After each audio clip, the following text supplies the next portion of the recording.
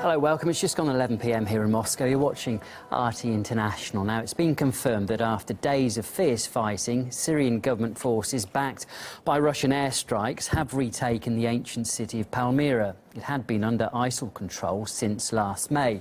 In addition to its cultural value, Palmyra is strategically important too, as it opens the way to the ISIL-held eastern part of the country.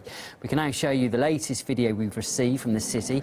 Syrian TV has filmed the abandoned streets. The black insignia of ISIL can be seen on some of the walls too of the battered buildings.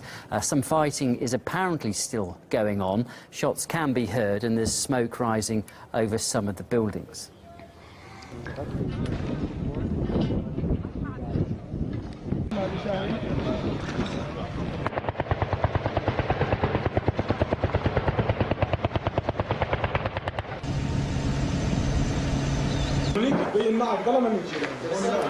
Well, the liberation of Palmyra is also significant due to its location. It's situated halfway between Damascus and Islamic State's de facto capital, Raqqa, and will give the Syrian army a platform for future offensives. These are pictures of ancient landmarks to the city's southwest, many of which were destroyed by ISIL over the past 10 months.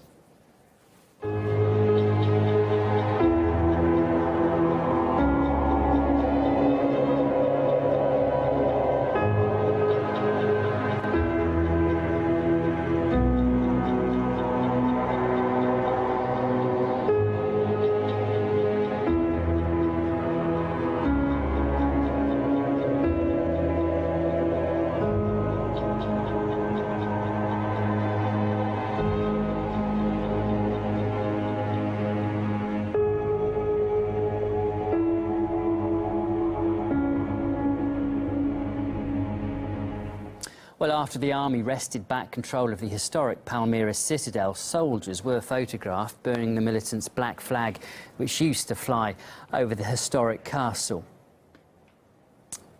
Palmyra, known as the Venice of the Sands, is a UNESCO Heritage Site, but Islamic State fighters have reduced a number of cultural landmarks to dust. This Arch of Triumph, described as the jewel in the collection, was blown up by the militants. A video later surfaced showing what was left of the monument.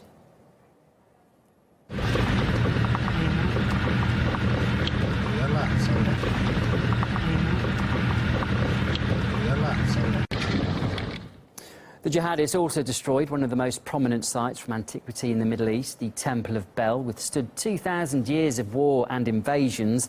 Satellite images, though, show how the main building was pulverised by ISIL. Another ancient temple also suffered at the hands of ISIL. The terror group released images showing it reduced it to a pile of rocks. UNESCO condemned the act as a war crime. We spoke to the man in charge of Syria's heritage, whose job it is now to restore what is left. We cried so many times.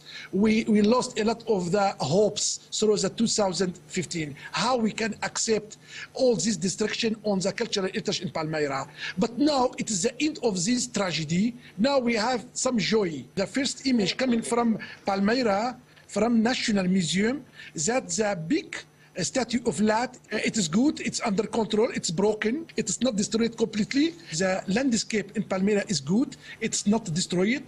We are sure that Daesh do it a lot of destruction by illicit excavation in the city. I need to go with my staff tomorrow, after tomorrow, to Palmyra to do the damage assessment. We will share all the information with UNESCO, because Palmyra, it's not just for the Syrian people, it's for the humanity. We need to give to terrorists new message, the message of the international community, how we can be strong together. ISIL also brutally murdered the keeper of Palmyra. Dr. Khaled al-Assad was one of Syria's most renowned antiquities scholars who dedicated his life to protecting his hometown. However, ISIL beheaded the 82-year-old historian and hung his body on a column after he apparently refused to reveal the locations of hidden antiquities. His son Walid was able to escape, and we spoke to him last October. First, they wanted gold. In their minds, there is a huge amount of gold in Palmyra. They told me, you know about 2 tons of gold hidden in the museum, and nobody knows it except you. It's a kind of madness. 2 tons, not 2 kilos. I told them that the gold you want to see in Palmyra, it's very clear. Their columns, their buildings, also their statues. In my opinion, they make kind of propaganda. They destroy some things, especially the original statue of Allad, the Assad Allad, but I think they move the others. They give the wall that we destroy everything, but I think they will sell the other things.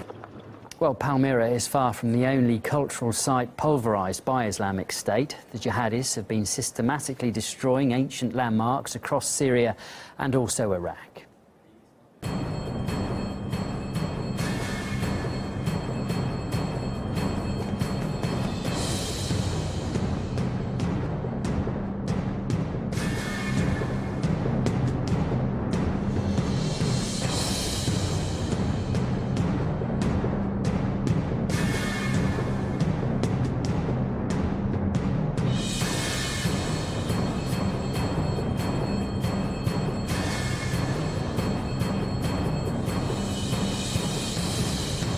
This is what I call cultural cleansing.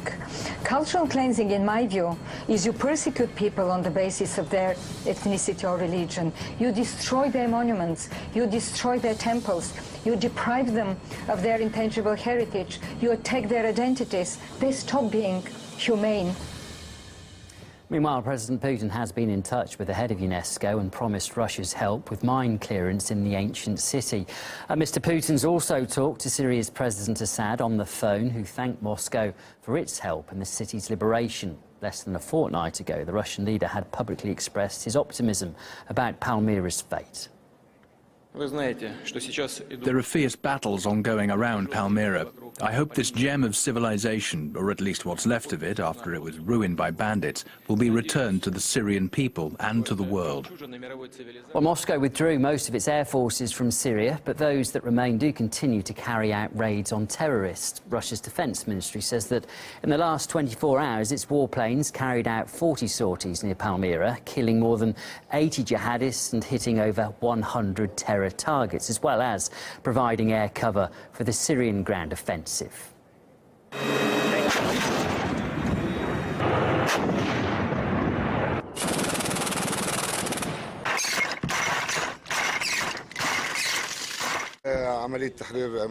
All the preparation for the liberation of Palmyra took us around a month. We regrouped our forces, planned our cooperation with aviation, especially Russian aviation. ISIL terrorists blew up the bridge that led to Palmyra Castle, so the infantry had to come in from the north, under the cover of tanks and artillery fire.